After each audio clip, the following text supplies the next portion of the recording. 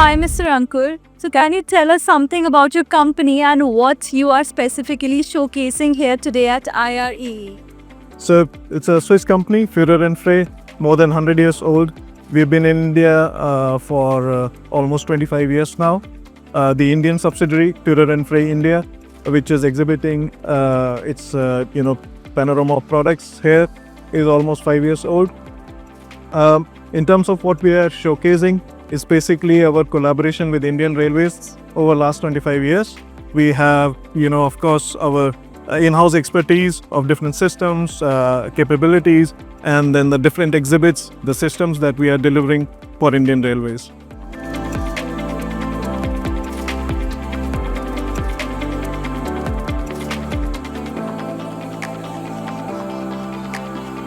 It kind of gives a new, different approach to solving problems or different challenges that we have, combined with a different cultural environment. And of course, it gives the chance for some of our employees to experience that different culture as well, from a social side or food-wise, or we just get to meet those nice people that we all have here, and combined with the technique and precision that we bring from Switzerland here to India, yeah.